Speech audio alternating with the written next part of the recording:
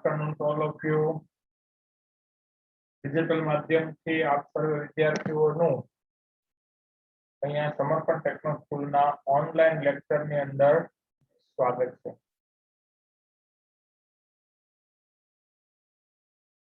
મોટાભાગના વિદ્યાર્થીઓ જોઈન થઈ ગયા છે અને નાના ભાગના વિદ્યાર્થીઓ છે નિરાતે ઘરે સૂઈ ગયા છે. બપોરનો સમય છે તેમ થતો હોય થોડીક આરામ કરી લેવી, એ તો હાઈલાઇટ કરવાનું છે. વાતી સાચી છે. I hope you are all fine and your health is very well.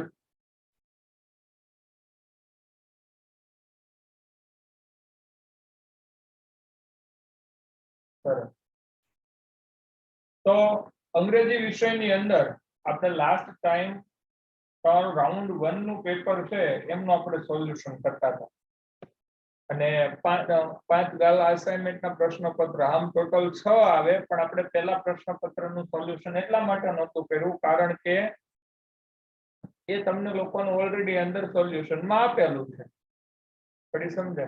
અને ત્યારબાદ આપણે રાઉન્ડ 1 આપણે જે 2 રાઉન્ડ લીધા છે એમાંથી પહેલા રાઉન્ડનું પ્રશ્ન પેપર અહીંયા મેં તમારી સામે મૂક્યું છે અને એની અંદર આપણે 10 પ્રશ્નપત્ર મતલબ 10 પ્રશ્ન પેરેગ્રાફ પરથી સોલ્વ કર્યા હતા અને ત્યાર પછીનું આગળની માહિતી છે અહીં આપણી સામે આપેલી છે. તો તમે જોશો તો અહીંયા તમને લોકોને જે વિગત આપેલી છે એમાં પહેલી વાત તો આપણે એ જોવાનું છે કે અહીંયા તમને જુદા જુદા પેરેગ્રાફ આપ્યા છે, એ કયા પાઠના આપેલા છે એ તમારે મને કહેવાનું છે. પેલા તો જે વિદ્યાર્થીઓ ફોનની સામે બેઠા છે એ લોકો બધા જ, હા 1 મિનિટ, 10 થી રોલ નંબર 11. હા બેન,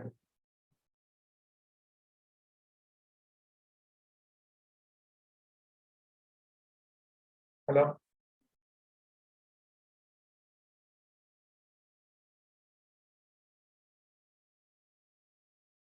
જે લોકો ફોનની સામે બેઠા છે જરાક મને તમારી પરિસ્થિતિ બતાવો ને.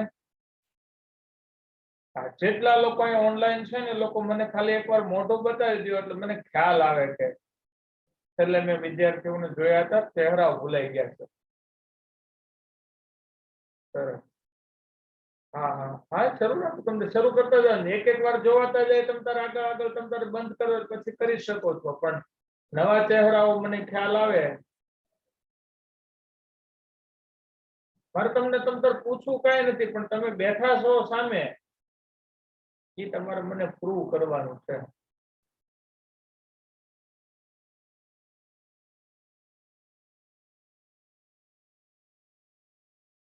જોશી નયન ને હજી નથી કઈ સ્ક્રીન ઓન કરી શકતા. મને લાગે ફોન હેંગ થઈ ગયો લાગે છે, સ્ક્રીન ઓન કરતા નહીં હોય એટલે.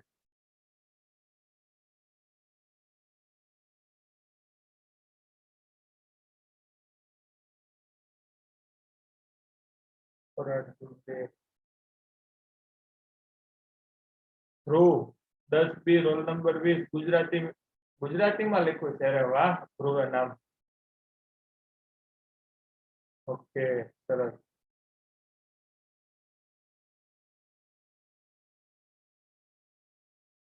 Okay good. તો એ કોઈ 100% તો સ્ક્રીન ઓન કરી જ નથી હો, તમને જાણ કરી દઉં. જેટલા સ્ટુડન્ટ બેઠા છે એમાંથી બધાએ તો ઓન કરી જ નથી. આ 10-15 જણા તો સ્ક્રીન ઓફ કરીને જ બેઠા છે. કઈ વાંધો નહીં, બીજું તો શું. તો અહીંયા આપણે જે પેરેગ્રાફ પરથી પ્રશ્નોની વાત કરવા જઈએ તો પેરેગ્રાફ પરથી પ્રશ્નોની અંદર પહેલો જે પેરેગ્રાફ તમને આપેલો છે એ પેરેગ્રાફની વિગત આપણે જોઈએ તો કયા પાઠનું મતલબ પાઠનું નામ તમારે દેવાનું અને સાથે તમારે એમની વિગત આપવાની થશે. રેડી?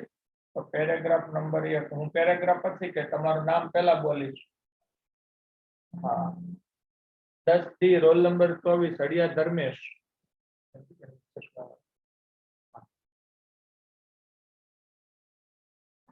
આપણા પહેલો અને બીજો જે પ્રશ્ન છે એમનો પેરેગ્રાફ આપેલો છે એ કયા પાઠનો છે? પહેલા પાઠનું નામ? પાઠનું નામ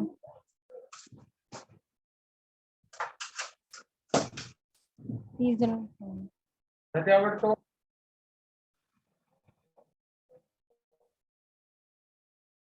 બે આ પાઠનું નામ છે ને એનું મેં ટૂંકા શબ્દ લખ્યા, આનું પૂરું નામ આવડે તો.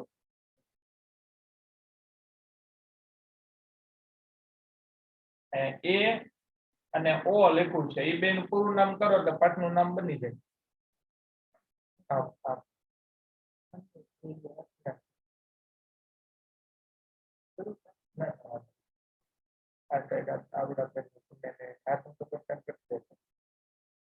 હા,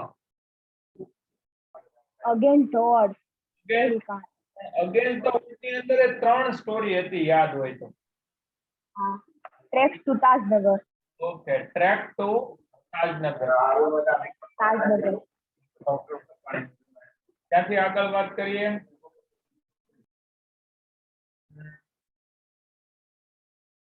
10B roll number 7 Tanisha.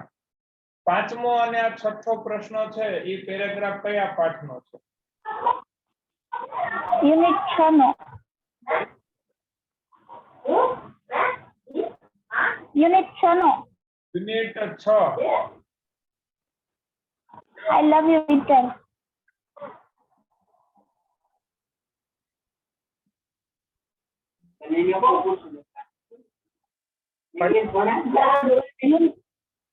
I love you, teacher. Okay, ત્યાર પછી રોલ નંબર 10B વાળા નીલમ. ત્રીજો અને ચોથો મતલબ ત્રીજો અને ચોથો પ્રશ્ન છે એ પાઠ કયા પેરેગ્રાફમાં, મતલબ કયા પાઠનો એ પેરેગ્રાફ છે?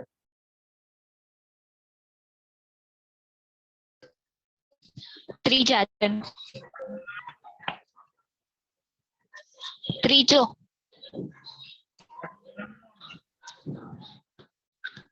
An interview with Arun Krishnamurti. Interview with Krishnamurti. ત્યાર પછી 10C 38 નંબર જીલ. લાખિયા જીલ. આપણા 9મો અને 10મો જે પ્રશ્ન છે એ પેરેગ્રાફ કયા પાઠનો છે? પાંચમો playing with fire. Okay, playing with fire. ત્યાર પછી 1039 લાઠિયા જેને લખ્યું છે. 7મો અને 8મો પ્રશ્ન આવ્યો છે એ પેરેગ્રાફ કયા પાઠનો છે?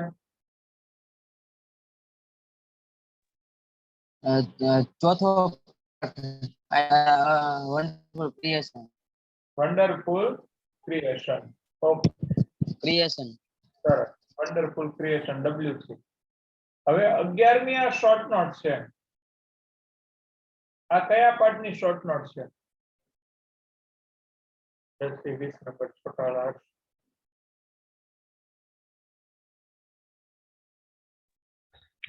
Unit 5. Playing with fire. Playing with fire. Playing with fire. ત્યાંથી આગળ આપ્યું છે 11મો ઓરમાં આપ્યું છે. બેમાંથી કોઈ પણ એક શોર્ટ નોટ. એન સુલેવનની વિગત આપી છે. આ કયા પાઠની વિગત છે?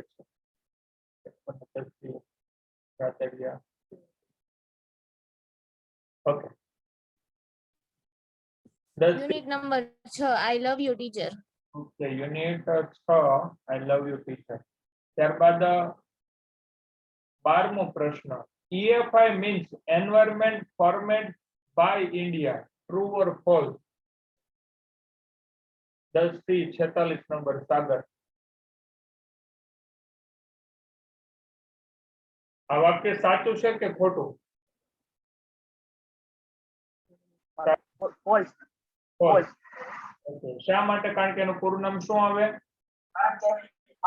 Environmental Foundation of India આવે. Foundation આવે. Environmentalist Foundation of India. મતલબ આ વાક્ય Foundation of False છે, ખોટું છે. ત્યાર પછી 13મું. Helen was taught the first word doll. રાજવી. હા, રાજવી. સાચું છે સર, ટ્રુ. ઓકે, આ વાક્ય સાચું છે કારણ કે પહેલી વહેલીને રમવા માટે આપી હતી અને એ શબ્દથી જ એને શરૂઆત કરી હતી. ત્યારબાદ 14મો, the mother alone can not manage a child's bath, play, study and sleep.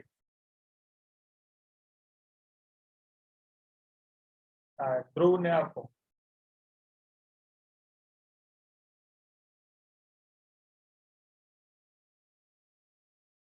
10B roll number 20 Dhruv. False. False. Okay, False. ખોટું છે કારણ કે કેન નોટ આપ્યું છે ને એટલે ખોટું છે. આ ન આપ્યું હોત નોટ તો આનું આજ વાક્ય કેવું સાચું કારણ કે સંભાળી શકે છે. ત્યારબાદ 15મું, pyrotechnic is dangerous as it deals with sound.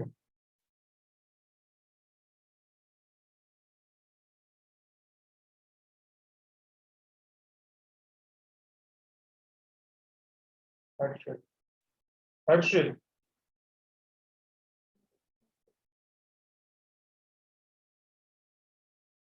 આપી ગયા 10, 22 નંબર. ઋષિ. ફોલ્સ આવશે સર. કેમ? કેમ કે પાયરોટેકનિક્સ એ ડેન્જર છે કારણ કે આગ સાથે ડીલ કરે છે. ઓકે, ફાયર આગ સાથે કામ કરે છે મતલબ આ વાક્ય થશે false. ત્યાંથી આગળ વાત કરીએ. પોયમ આપેલી છે. પોયમ નંબર કયું છે આ? ઓકે, બીજું પોયમ છે. રેડી? 16મો પ્રશ્ન, what is the strange about the blackbird? કે બ્લેકબર્ડ વિશે શું વિચિત્ર એવું લાગે છે? સ્ટ્રેન્જ એટલે અજાણ્યું અથવા વિચિત્ર.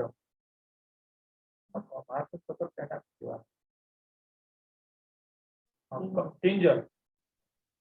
The black bug fire away with the tree. Okay, મતલબ આ પહેલી જ લાઈન તમને આપી છે એ બ્લેકબર્ડ વિશેની આપેલી છે તો 16મો પ્રશ્ન એ થશે. ત્યાંથી આગળ 17મો, what makes the peacock funny? Peacock એટલે મોર કેવી રીતે ફની એટલે રમૂજી દેખાય છે? તૃપ્તિ. Glass on the eyes of the peacock. Glasses on the eyes of the peacock. Eyes of the peacock. This way, આવી રીતે એમ પણ. Ready? ત્યાંથી આગળ 18મું, which sentence give the message of non-violence? તો non-violence નો મતલબ થાય અહિંસા. આ કાવ્યની અંદર કયું વાક્ય એવું છે કે જે અહિંસા વિશે દર્શાવે છે? મતલબ હિંસા ને અહિંસા. કયું વાક્ય નોન વાયોલન્સ એટલે અહિંસા હોવાનું દર્શાવે છે? મતલબ હિંસા ન કરવી જોઈએ. Conversation. Okay, the lion having conversation with the cow. કે સિંહ ગાય સાથે વાત કરી રહ્યો છે. એ વાક્ય અથવા એ સેન્ટેન્સ એવું દર્શાવે છે અહિંસા વિશે. Non violence. આ નોન વાયોલન્સ શબ્દ તમને ક્યારેક આડો આવે તો એમાં ચિંતિત નહીં થવાનું. એનું ગુજરાતી થાય વાયોલન્સ એટલે હિંસા થાય અને નોન વાયોલન્સ એટલે અહિંસા. સમજે? મારઝૂડ કે કોઈનો ઉપર હુમલો ન કરવો જોઈએ. ત્યારબાદ તમને આપ્યું છે બ્લેકબક. પણ આ ભાવનગર એરપોર્ટ વિશેની વાત કરીએ એટલે તમને બ્લેકબક 1 જ આપેલું છે. Read 1. Ready? Bhavnagar Airport is connected with the International Airport of Mumbai, Ahmedabad with a daily flight frequency. Bhavnagar Airport છે એ ડાયરેક્ટ ઇન્ટરનેશનલ એરપોર્ટ મુંબઈ અને અમદાવાદ સાથે જોડાયેલું છે જેમાં ડેઈલી ફ્લાઇટ મતલબ રોજે ફ્લાઇટ એટલે કે વિમાન અવર જવર કરતું હોય છે. The closest railway station is at the town of Dhasa. Dhasa લખ્યું છે, ઢાસા નહીં લખ્યું. રેડી? કે જેની નજીકનું રેલવે સ્ટેશન છે Dhasa, which is about 50 kilometre from the park.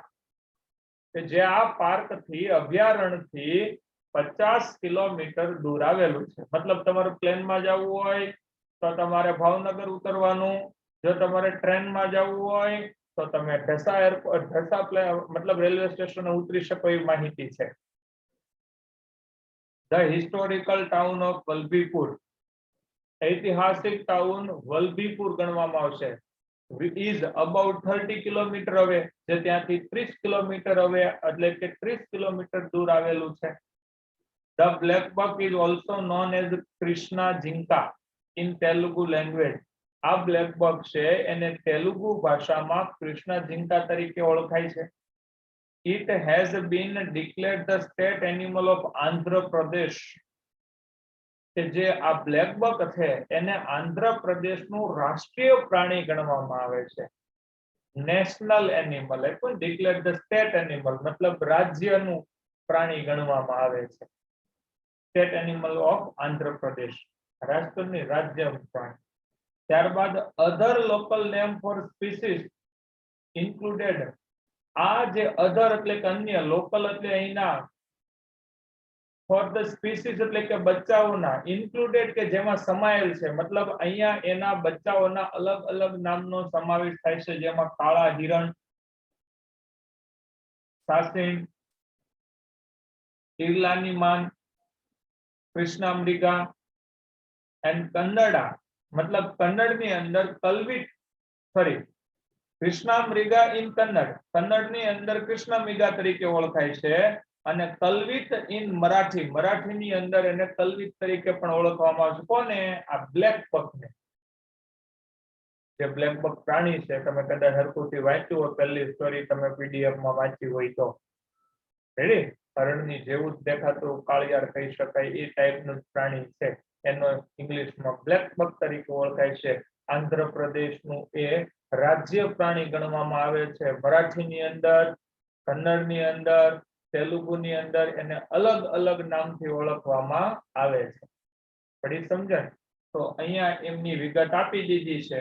હવે આપણે એમનું જે માહિતી આપી છે એના ઉપરથી આપણે સવાલના જવાબ આપીએ.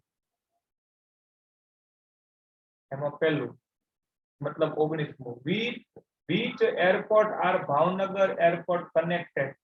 કે કયા એરપોર્ટ છે એ ભાવનગર એરપોર્ટ સાથે જોડાયેલા છે? સરળ એવું આપ્યું છે. હા, પરિતા. हाँ सर, આમાં पहली line Bhavnagar airport is connected with the international airport of Mumbai and Ahmedabad with daily flight frequency. Okay, અહીંયા તમારો જવાબ 19મો આટલા સુધી આવે છે. રેડી? અહીંયા તમે કદાચ અમદાવાદ અને મતલબ મુંબઈ અને અમદાવાદ આ બે શહેરોની વિગતની વાત કરી દો તો પણ તમે ચાલે, કારણ કે ભાવનગર એરપોર્ટ છે એ મુંબઈ અને અમદાવાદના એરપોર્ટ સાથે જોડાયેલું છે, એમ પણ ચાલે. અહીંયા સુધી તમે લખો તો પણ તમને માર્ક મળે.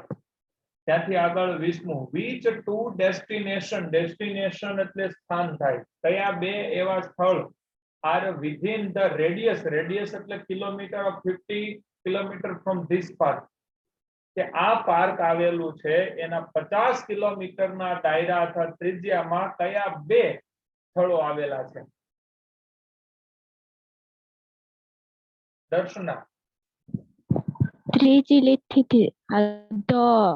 The closest railway station is at the town of Desa. જો બે સ્થળનું કીધું છે તો એમાં તમારે એક લેવું પડે કયું? ઢસા. અને બીજું તમારે લેવું પડે કયું? વલભીપુર.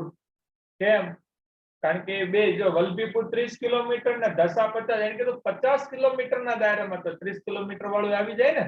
તો તમારે સ્થળ તરીકે લેવું હોય તો ઢસા અને વલભીપુર, અને આખું તમારે બેઠું લેવું હોય તો તમારે વિગત અહીંથી તમે લખી શકો.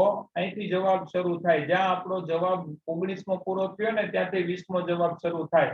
The closest railway station is about Dasa, which is almost 350 kilometers from the park, and historical town of Valbipur is also about 30 kilometers away. આવી રીતે બેઠું લખો તોય ચાલે, અને ઢસા અને વલભીપુર એ બે શહેરના નામ કહી શકો. Dasa and Valbipur are the two destinations within the radius of 50 kilometer from this park એમ પણ ચાલે. રેડી? પેરેગ્રાફ માંથી બેઠી તમે ત્રણે લાઈન લખો તો બી ચાલે. પેરેગ્રાફ માંથી તમે આ ઢસા અને વલભીપુર એક બે તમે લઈ લો તો પણ ચાલે. એને કારણ કે સ્થળ માંગ્યા છે, અંતરની એમને જરૂર નથી, પણ આપણે આપીએ તેમાં કઈ વાંધો નથી. 21 વલભીપુર is the ખાલી જગ્યા and it is about ખાલી જગ્યા from બ્લેકબક પાર્ક. મતલબ વલભીપુર એ ખાલી જગ્યા છે અને તે પાર્ક થી ખાલી જગ્યા દૂર આવેલું છે. તો એમાં પહેલી ખાલી જગ્યામાં શું મૂકવું?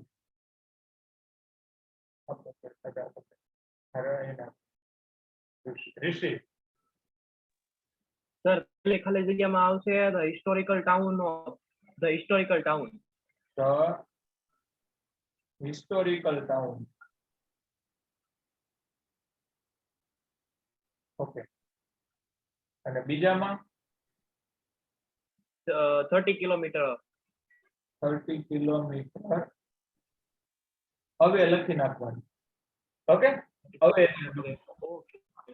થઈ ગયું. આ બે ખાલી જગ્યા ભરવાની હતી એવું તમને આપ્યું હતું, વાક્ય સમજીએ ને એમાંથી સોલ્વ. તમે હા 30 કિલોમીટર આગળ મૂક્યું હોય તો હિસ્ટોરિકલ ટાઉન બીજી ખાલી જગ્યા મૂકો તોય નહીં ચાલે, કારણ કે અહીંયા તમને અહીંયા ફ્રોમ આપ્યું છે એટલે ત્યાં તમારે અંતર જ દર્શાવવાનું છે. પછી સમજે ને? એટલે ત્યાં તમારે 30 કિલોમીટર હવે જ લખવું પડે. આ 30 કિલોમીટર લખ્યું ને હવે કદાચ આમ તેમ થયું હોય તો પેપર ચેકર ઉપર આધાર રહે. રેડી? નહીતર તમને અડધો માર્ક એમાંથી કાપી લે. ત્યાંથી આગળ 22 which is the Telugu word for black buck. Black buck માટે તેલુગુ શબ્દ કયો છે? તેલુગુ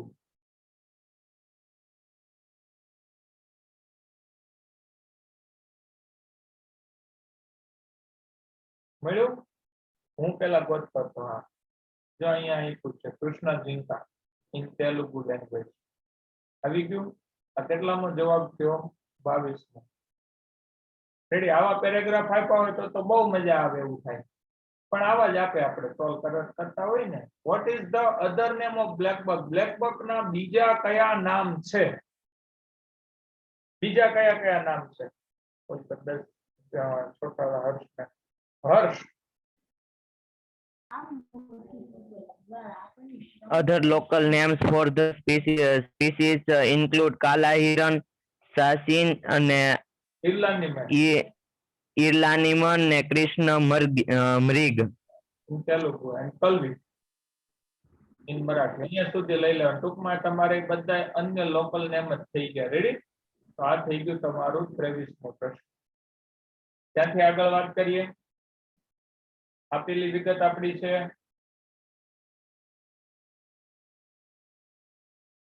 કેશ મેમો આપેલો છે. સરસ. એના સવાલ પાછા અહીં નીચે આપેલા છે ને.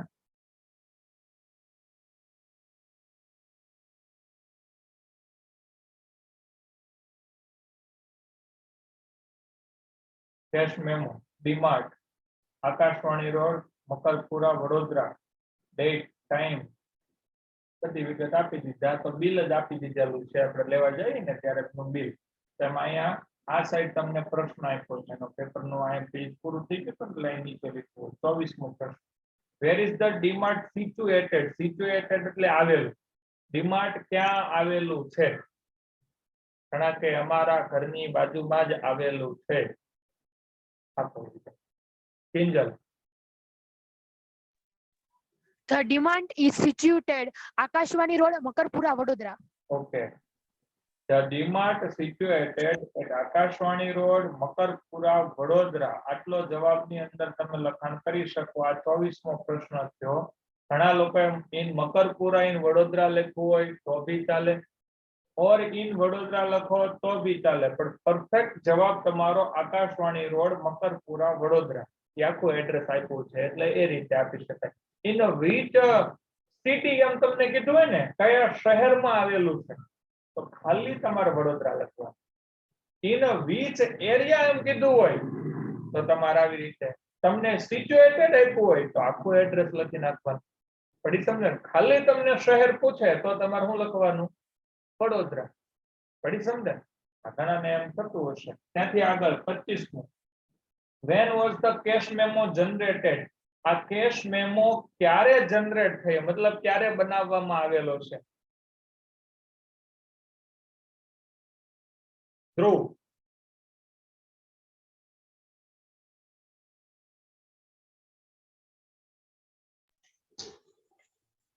15/8/2010. Okay The cash memo generated 15/8/2010. Okay, જો અહીંયાથી તમારો જવાબ the cash memo was generated 15 August. તમારે લખવામાં ઓગસ્ટ લખવું પડે. 15/8 તમે બોલો તો એ ગ્રામટિકલ તમે ભૂલ ગણાઈ શકાય. આપણે મેં તમને લાસ્ટ ટાઈમ એ વાત કરી હતી આગળ. રેડી? ગમે ત્યારે ઇંગ્લિશમાં તમે લખો ત્યારે તમારે તારીખ લખતી વખતે ઇંગ્લિશમાં વચ્ચે મંથ જ લખવાનું. કોક વાડીએ પાણી શરૂ થઈ ગયું લાગે જયદીપભાઈ. આગળ તો 15 ઓગસ્ટ 2010 એવી રીતે. અને ટાઈમ લખવો હોય તો well and good.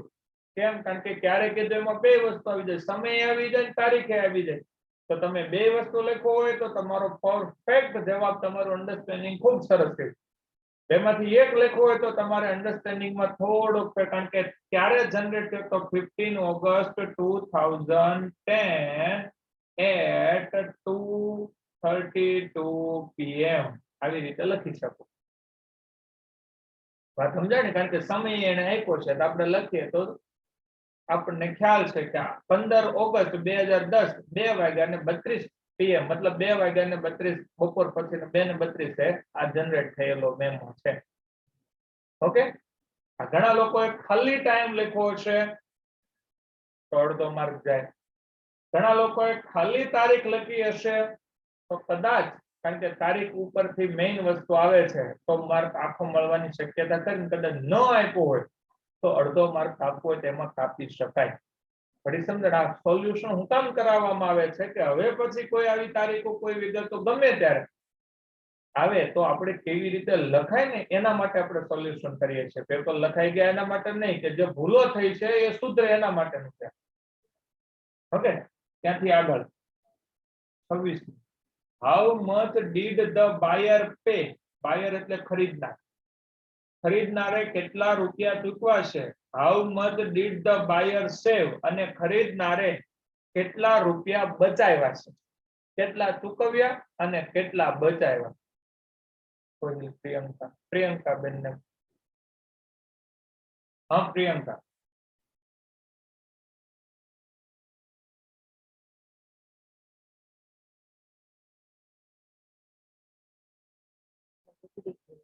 Okay.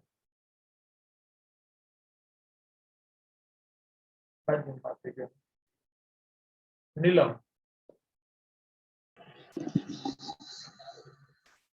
The buyer pay 1,938 rupees a pay, and the buyer save 227 rupees.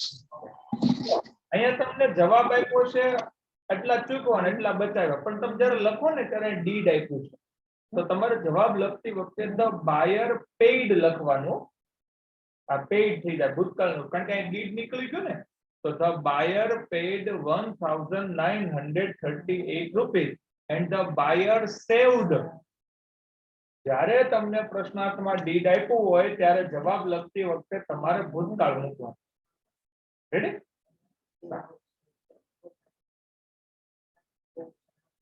ત્યાંથી આગળ 27. ધ બાયર બોટ 1 2 3 4 એન્ડ ખાલી જગ્યા ફ્રોમ ડીમાર્ટ. ખરીદનારે ડીમાર્ટ માંથી શું શું, મતલબ કઈ કઈ વસ્તુ ખરીદી? તો અહીંથી જો 5 વસ્તુ, થમ્સ અપ, ઘી, મેગી નૂડલ્સ, સુગર અને ટી શર્ટ. રેડી? આ 5 આઇટમ્સ નું નામ અહીંયા તમારે 1 2 3 4 અને 5 ખાલી જગ્યા 5 વસ્તુના નામ લખવા. એ તમારો જવાબ થઈ ગયો. ત્યાંથી આગળ 28. હાઉ મચ ઘી ડીડ ધ બાયર બાય? ખરીદનારે કેટલું ઘી ખરીદ્યું છે? કેટલું ઘી?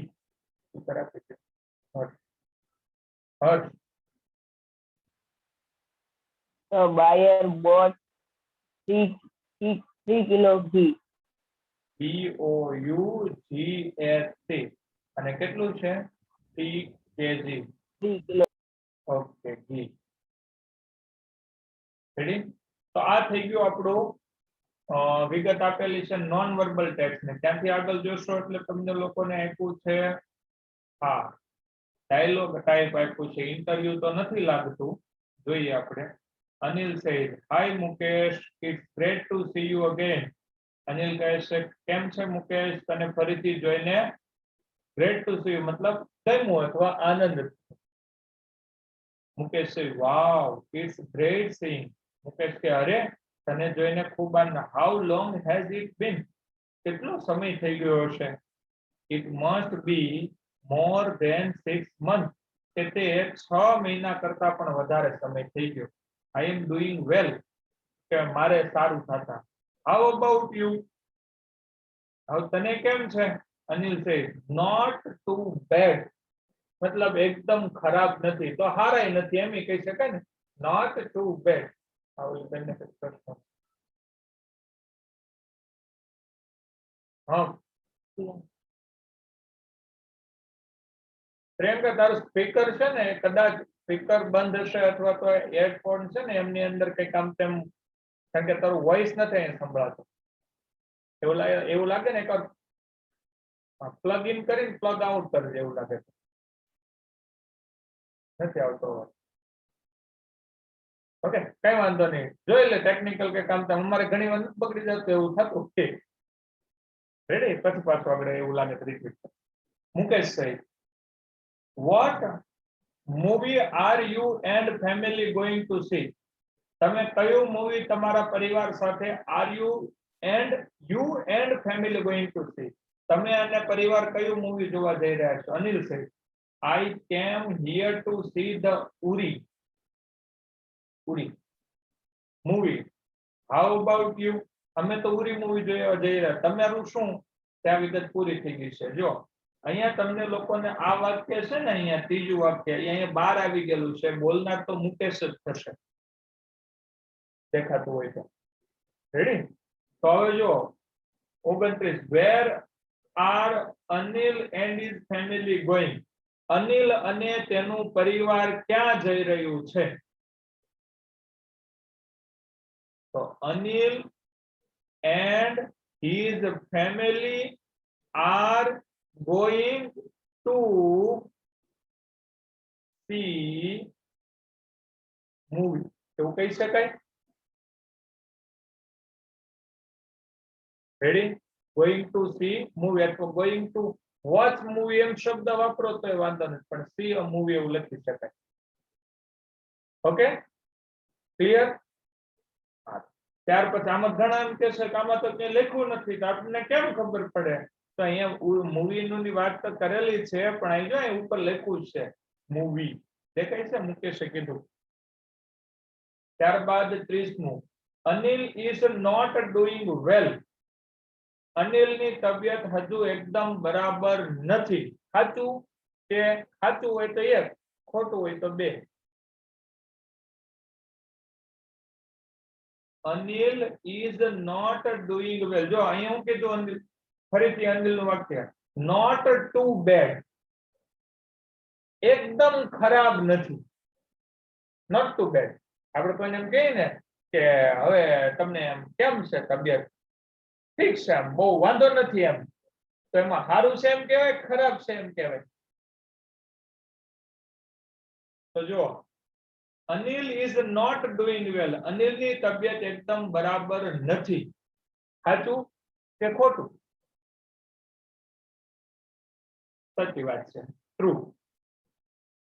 રેડી અનિલની તબિયત એકદમ સારી નથી એવું કીધું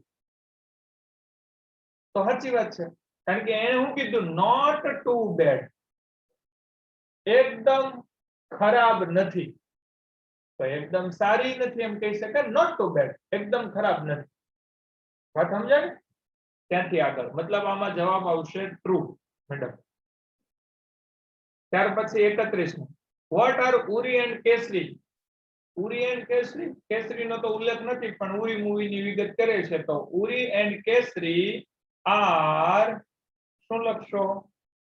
મૂવીઝ. પુરી એન્ડ કેસરી આર મૂવીઝ. એ બંને ફિલ્મો છે, અથવા આર ફિલ્મ્સ એમ લખો તોય ચાલે.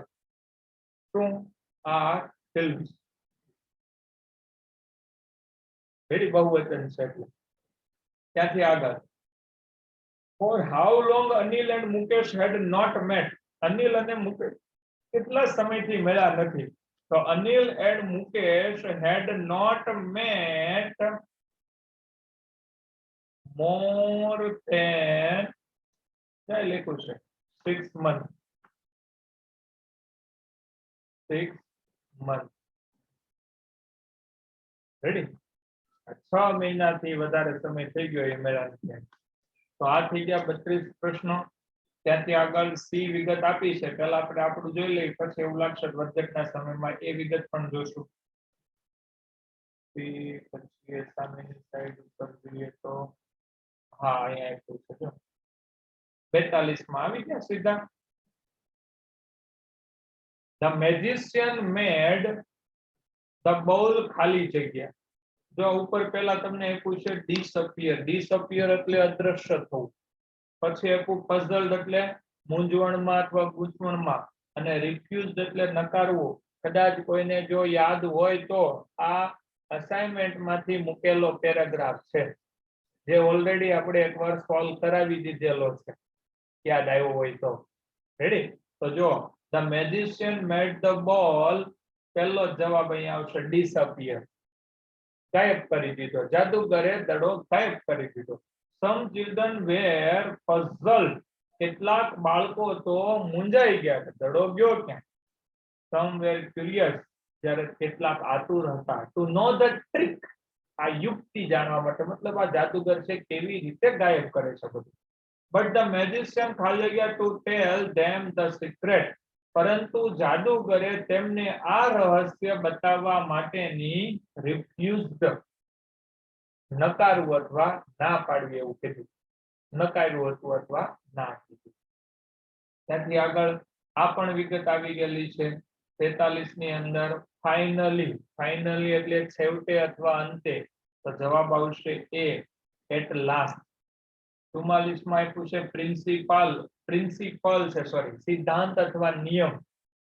ઓકે, તો જવાબ આવશે સી, રૂલ. ત્યારબાદ 45 માં આપ્યું છે ટેરર.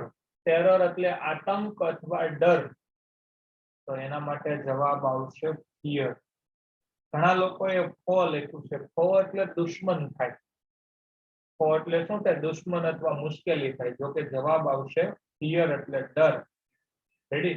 તો આ થઈ ગઈ આપણી વિગત.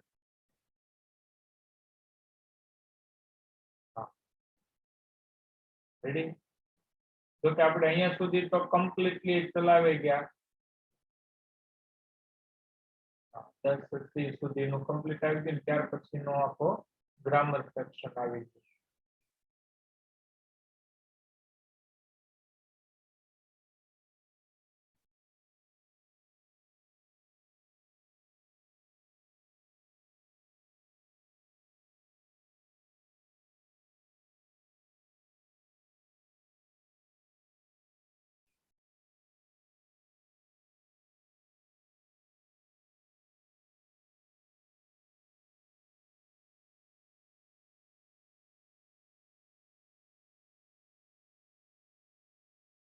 અહીંયા ડુ એઝ ડાયરેક્ટેડ નો પેરેગ્રાફ છે ને, એ હું તમને કરાવું. રેડી? વખતે લાગે પછી પાછા લેતા જાશું, કારણ કે એમાં થોડુંક સમજણ ભરી વિગત છે. આ તો પ્રશ્ન કરે છે 10 થી 22 નંબર. હા સર, આ રાઉન્ડ 2 નું પેપર આવ્યું, એમાં 44 નંબર નો જે નિયરેસ્ટ મિનિંગ છે ને, એમાં જે ઓપ્શન આપ્યા છે ને, એમાંથી જવાબ નથી. છે તારી પાસે સ્ક્રીન ઉપર મને બતાવી તો ઉપર રાઉન્ડ 2 ને. હા, એક જ મિનિટ હો, મારી પાસે પેપર છે.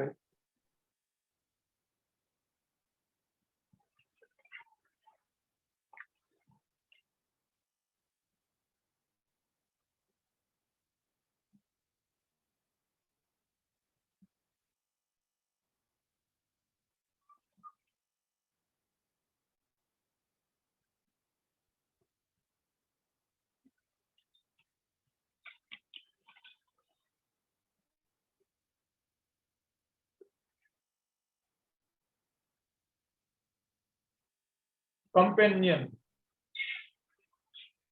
કમ્પેનિયન એટલે સાથી, પાર્ટનર. partner, પેપર મારી પાસે આવી ગયું. અને કયું કીધું તે? હા, ચુમ્માલીસ. જો એમાં છે ને કંપની કો અને કલીગ. કલીગ એટલે સાથી મિત્ર થાય, સહકર્મચારી. સમજાય? કલીગ સર મેં પણ ગૂગલ ટ્રાન્સલેટ માં કર્યો ને તો એમાં બીજું જ કંઈક આપતા હતા એટલે કલીગ જે શબ્દ આપ્યો ને કલીગ, તમે ઓફિસમાં ને એમાં કામ કરતા હોય એટલે ઘણા એમ કે મારી સાથે એ મારો કલીગ છે. કલીગ એટલે સહકર્મચારી અથવા સાથી એવું કહે. તો પાર્ટનર નો નિર્દેશ તમે કલીગ શબ્દ સી જવાબમાં આવી શકે. ઓકે, જોઈએ આપણે અહીંયા જે વિગત આપી છે. હા, એ સિવાયનું બીજું પાછું કોઈ પાસે હોય વિગત તો પાછા કહેજો. હવે જો ડુએસ ડાયરેક્ટેડ તમને અહીંયા આપ્યું છે 51.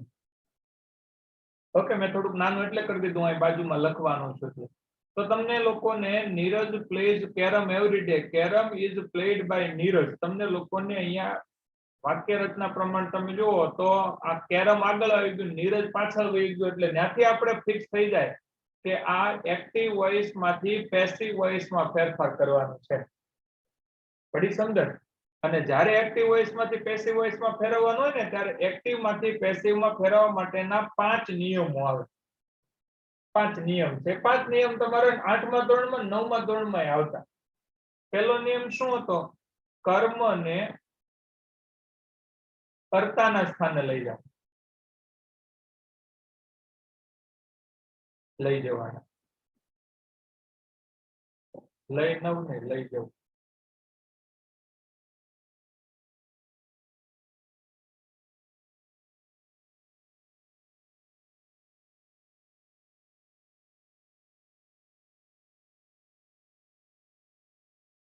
બીજો નિયમ કે કર્તાને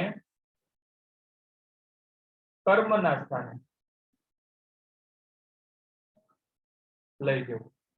ત્રીજો નિયમ જે તે કાળ અને વચન મુજબ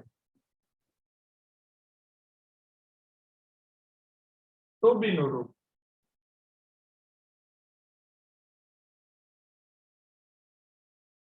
તથા તેની સાથે ક્રિયાપદનું V3 મતલબ ભૂત કૃદંત હંમેશા V3 જ મુકાય પેસિવમાં. ચોથો નિયમ મુખ્ય કર્તાની આગળ બાય મૂકવું. અને 5મો નિયમ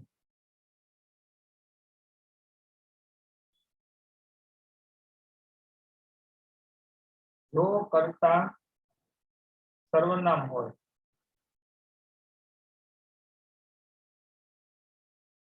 તો પેસિવ વોઇસમાં આઈ આપ્યું હોય તો એનું થઈ જાય બાય મી. વી આપ્યું હોય તો એનું થઈ જાય બાય અસ. યુ આપ્યું હોય તો એનું થઈ જાય બાય યુ. આવી રીતે યાદ હોય તો 5 નિયમ આવે છે. હવે જો તમને અહીંયા પહેલું જ વાક્ય જે આપ્યું છે એ વાક્યને આપણા નિયમ પ્રમાણે મૂકીએ. જો કે પહેલું જ બનાવેલું છે, આપણે બીજું વાક્ય બનાવીએ. રેડી? અહીંયા તમને લોકોને આ નિયમથી જ આપણે ચલાવીએ એટલે ખ્યાલ આવી જાય, રિવિઝન થઈ જાય. પહેલું આપ્યું છે હી, બીજું વાક્યથી શરૂ કર્યું ને. અહીંયા તો તમે ખાલી એવરી ડે લખી નાખો એટલે બની ગયું પહેલું વાક્ય. તો આ બીજું વાક્ય જે છે ને એની વિગત હું અહીં મૂકું છું. હી can play chess too. આવું આપ્યું છે. હવે તમને વાક્ય આપ્યું હોય ને એના પહેલા 3 ભાગ પાડી દેવાના. 3 વસ્તુ હોય ને હોય. એક તો કર્તા હોય, બીજું ક્રિયાપદ હોય અને ત્રીજું કર્મ હોય. રેડી? તો જો આ વાક્યની શરૂ કરે ને હંમેશા કરતા જ હોય. તો આ હી એ કરતા. પછી તમને લોકોને બાજુમાં આપ્યું છે ક્રિયાપદ છે. આ ક્રિયાપદ. પછી આ ચેસ છે એ છે કર્મ. આ થઈ ગયો કરતા. રેડી? તો પહેલો નિયમ આપણે શું કીધું કે કર્મને કર્તાના સ્થાને લઈ આવો. આ જો પહેલો નિયમ તમને શું આપ્યો આપણે? આ નિયમ નંબર 1, કર્મને કર્તાના સ્થાને. તો આ કર્મ છે એને લઈ આવવું અહીંયા કર્તાના સ્થાને. તો તમારા પેસિવ બનાવવું ને એટલે પહેલા શું શરૂ થાય? ચેસ. ગમે ના તમે જો કર્મ વયો આવે કર્તાના સ્થાને. પછી બીજો નિયમ જુઓ, કર્તાને કર્મના સ્થાને. તો આ બીજો નિયમ, આ કર્તા વયો જાય કર્મના સ્થાને. તો આ કર્તાને આપણે અહીંયા લઈ આવો ચેસની જગ્યાએ. અહીંયા હું ઘડીક થોડી વાર માટે સમજવા માટે હી મૂકું છું. રેડી? સમજવા માટે આપણે ફેરફાર થાય. તો નિયમ નંબર 2. પછી ત્રીજો નિયમ, જે તે કાળ અને વચન મુજબ ટુ બી નું રૂપ. જો વર્તમાન કાળ હોય તો એમાં ટુ બી નું રૂપ એમ, ઇઝ અને આર આવે. જો ભૂતકાળ હોય તો વોઝ અને વેર આવે.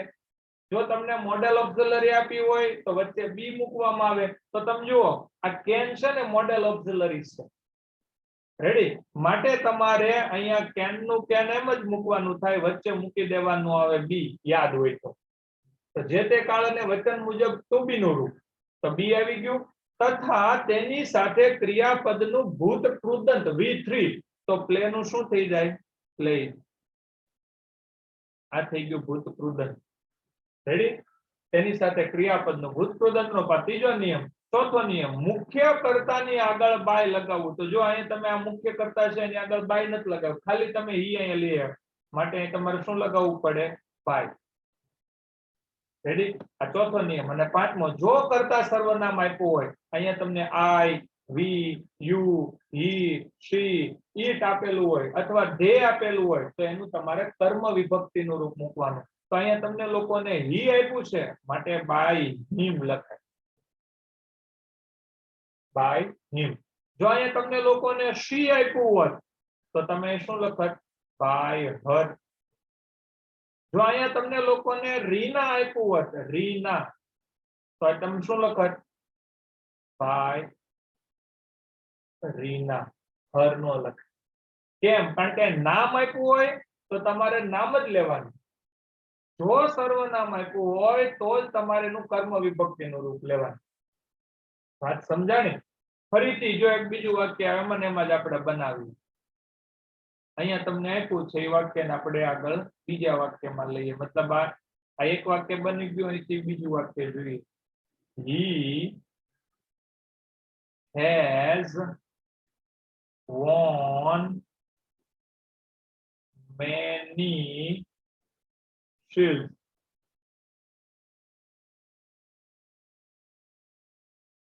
In carom. એવું વાક્ય છે. સૌથી પહેલું કામ તમારા વાક્યમાંથી ક્રિયાપદ ગોતી લો તો ક્રિયાપદની આગળ કર્તા અને ક્રિયાપદની પાછળ કર્મ હોય. તો જુઓ તમે સૌથી પહેલું કામ તમારે શું કરવાનું? ક્રિયાપદ ગોતી લેવાનું. તો ક્રિયાપદ અંદર વાક્યમાં ક્રિયાપદ વગર કોઈ વાક્ય શક્ય નથી. કોઈ પણ વાક્યમાં ક્રિયાપદ હોય. તો જુઓ અહીંયા વોન આપ્યું છે નહીં, પણ જો અહીં તમને આપ્યું છે હેઝ વોન. આ ક્રિયાપદ. રેડી? એની આગળ છે એ કર્તા, એની પાછળ છે ખાલી મેની ની મેની શીલ્ડ. આ કર્મ. આ થઈ ગયો કર્મ, આ થઈ ગયો કર્તા અને આ થઈ ગયું ક્રિયાપદ. અને આ જે છે ને ઇન કેરમ એ અન્ય શબ્દ છે. ઇન અને ઓન અને એટ વાળા હોય ને બધા અન્ય શબ્દમાં જ હોય, કારણ કે સ્થાન દર્શાવતા હોય. રેડી? તો ફરીથી નિયમ નંબર 1, કર્મને લઈ આવો કર્તાના સ્થાને. તો હું પહેલું વાક્ય શું લખીશ? many shields. રેડી? કર્તાને લઈ જાઓ કર્મના સ્થાને તો આપણે બાય હી મૂકી જ દઈએ. રેડી? જે તે કાળ અને વચન મુજબ. તો જો અહીંયા તમને હેઝ આપ્યું છે, પણ અહીંયા હેઝ નું હેવ તો, કારણ કે જો અહીંયા મેની શીલ્ડ બહુવચન છે, બહુવચનમાં હેવ આવે. અને હેવ અથવા હેઝ અથવા હેડ હોય ત્યારે ટુ બી નું રૂપ તરીકે વચ્ચે બીન મૂકવામાં આવે. ખબર હોય તો હેવ અથવા હેઝ અથવા હેડ હોય તો બીન આવે. અને હેવ અથવા હેજ અથવા હેડ ની સાથે હંમેશા ભૂતકૃદંત નું રૂપ જ હોય. એમાં કોઈ દી તમારે ભૂતકૃદંત બનાવવું જ ન પડે. હેવ એજ હેડ સાથે with થી જ હોય. તો won by him in carom. પડી સમજણ?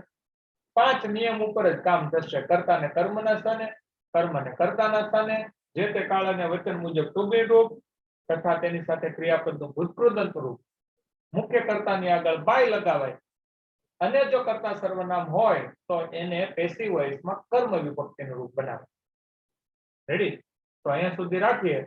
નેક્સ્ટ લેક્ચરમાં પાછા આપણે આવા એકાદા ટોપિક સાથે મળશું. આ એક બેને કંઈક લખીને મૂક્યું છે વિગત, તો એ પ્રમાણે પાછા આપણે આગળ વધશું. Thank you and good bye.